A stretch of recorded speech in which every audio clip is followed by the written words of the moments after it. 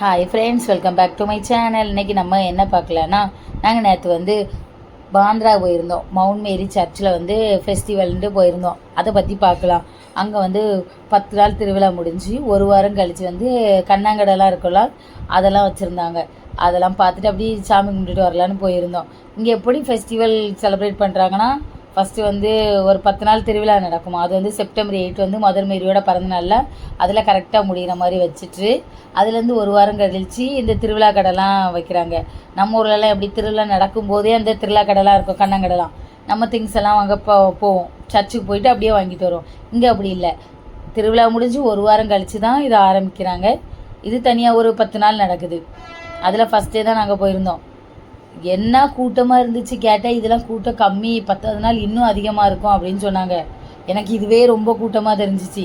அப்புறம் லைனில் தான் விட்டாங்க. லைனில் கொஞ்சம் நின்று அப்புறம் வந்து மதர் மேரியை பார்க்க போனோம்.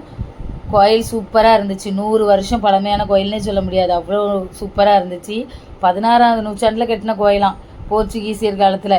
பார்க்குறதுக்கு அப்படிலாம் தெரியவே இல்லை, சூப்பராகவே இருந்துச்சு. நல்லா நிம்மதியாக சாமிலாம் கும்பிட்டுட்டு அப்படியே இந்த சைடில் வந்து மதர் மேரி சர்ச் இருக்குல்ல, அதுக்கு ஆப்போசிட்டில் ஒரு இது இருக்குது. அங்கேயும் பாருங்கள் எவ்வளோ லைனுன்னு. நாங்கள் அதுலேயே நின்றுட்டு அந்த சாமியும் கும்பிட்டுட்டு அப்புறம் இறங்கி அங்கேருந்து வந்து ஒரு ஆசிரமம் மாதிரி இருந்துச்சு, அங்கே போகலான்னு போனேன். ஏன்னா பாப்பாவுக்கு வயிறு பசிச்சுட்டா சரின்னு சொல்லிவிட்டு நாங்கள் சாப்பாடு கொடுக்குறதுக்காண்டி அங்கே போனோம். அது என்னென்னா நடந்துக்கிட்டே இருக்கணும், ரொம்ப தூரம் நடந்துக்கிட்டே இருக்கணும்.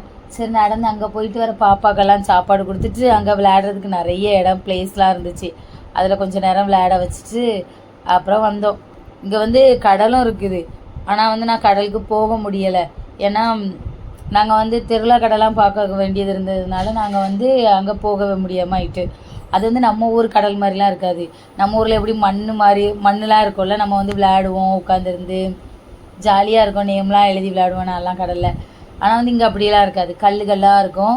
நம்ம வந்து ஜஸ்ட்டு பீச்சு பார்த்து ரசிக்கலாம், அவ்வளோதான். சரி, நான் நெக்ஸ்ட் டைம் போகும்போது உங்களுக்கு அங்கே உள்ள கடல்லாம் எப்படி இருக்குன்னு காமிக்கிறேன். அதுக்கப்புறம் திருவிழா கடை சொல்ல போனால் நிறைய திருவிழா கடை இருந்துச்சு. பண்டம் வந்து நிறைய பண்டம் ஸ்நாக்ஸ் இருந்துச்சு. கேரளாக்குள்ளது அப்படி ஒவ்வொரு ஊருக்குள்ளே தான் இருந்துச்சு. வேறு உப்பு கடலை, அப்புறம் மாங்காய்க்குள்ளே ஏதோ இனிப்பு செஞ்சு வச்சுருந்தாங்க, அல்வா மாதிரி, அதுவும் நல்லா இருந்துச்சு. எங்கள் வீட்டில் வாங்கிட்டு வந்திருந்தாங்க. அப்புறம் துணி கடை, வளையல் கடை, இந்த ப்ரேஸ்லெட்டு, செயின், அப்படி நிறைய கடை இருந்துச்சு. சரி எல்லாத்தையும் பார்த்துட்டு பிறகு ராட்லாம் இருந்துச்சு, அதெல்லாம் பார்த்துட்டு வந்தோம். ஆனால் நடக்கிற டிஸ்டன்ஸ் பார்த்திங்கன்னா நடந்துக்கிட்டே இருக்கலாம், எவ்வளோ தூரம். பாப்பா வேற ஒருத்தட்டையும் போக மாட்டேன்னு சொல்லிட்டா. ஸோ நானே தூக்கிட்டு நடந்துட்டு இருந்தேன். நடந்து ஆனால் எல்லா கடையும் நல்லா சுற்றி பார்த்துட்டு ஜாலியாக இருந்துச்சு. ஃபேமிலியாக வேறு போயிருந்தோமா, ரொம்ப ஜாலியாக இருந்துச்சு. ஓகே ஃப்ரெண்ட்ஸ், என்னோடய வீடியோ உங்களுக்கு பிடிச்சிருந்தா லைக் அண்ட் சப்ஸ்கிரைப் பண்ணுங்கள். இன்னொரு